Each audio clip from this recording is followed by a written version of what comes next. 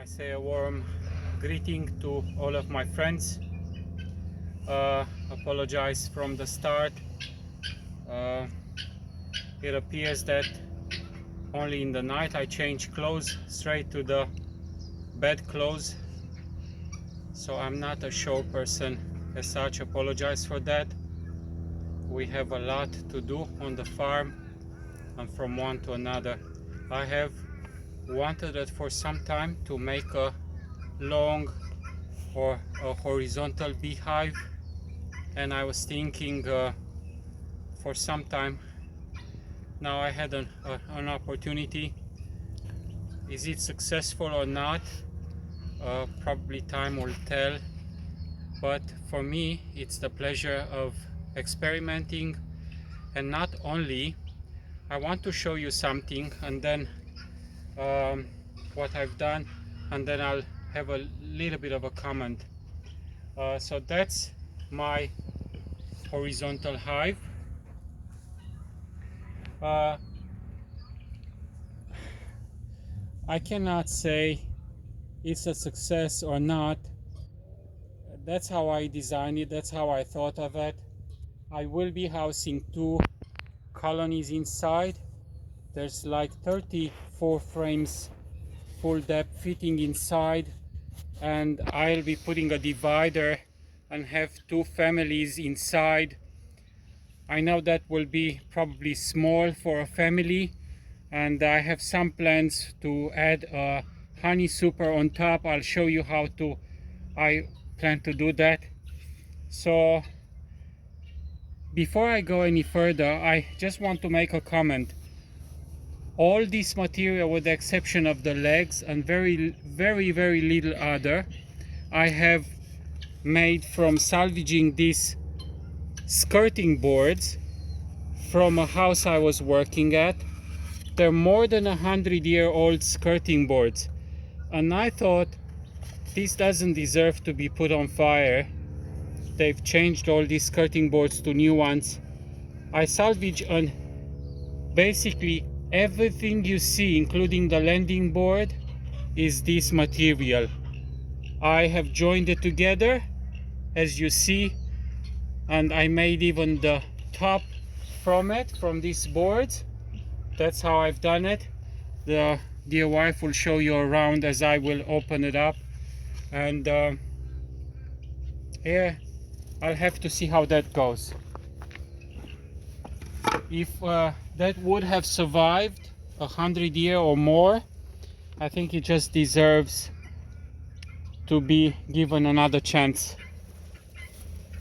Now it's quite heavy, so I will have it stationary here. Of course, I will not be able to probably move it in a rush if it's full of bees. And you can see, I'll just open it up for you. These are the top boards, and I will have to see that I'll just grab the phone. So I have a ventilated bottom board here, and I have these dividers which I can move anywhere I want, and basically frames will sit like that. Each colony will probably get about 16 frames or so, and there is a bit of a space for the divider. Now, if that is too little for one colony, my plans is to add a honey super on top. Of course, at that stage the lid will not close anymore, just like that. It just fits perfectly there, and the frames sit one on top of each other. I could put an excluder and even work from that. I could put even a full depth here. I'll just have to adjust the chain to open the lid a little bit more, and then I have to think of putting just a different top to close this. And on top of this there will be 3 supers who can be fitted. and I heard of this procedure before. I don't think there is a problem that two colonies with two different queens will work on few supers on top, just to find a way that queens will not pass from a colony to another. That's not going to be good. And at first I wanted to do it, that's why you see it's a very deep one up to here. I want to do not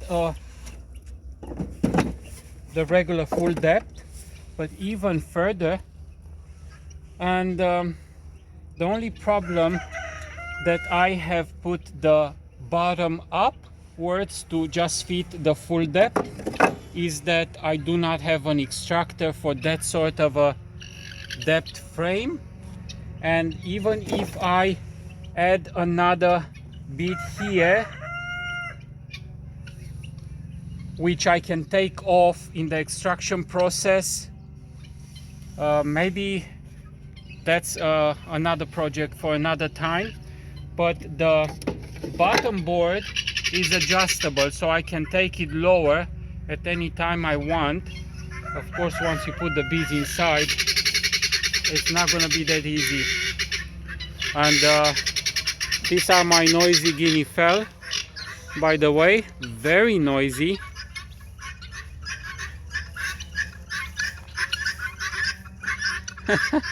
No wonder snakes do not stay around.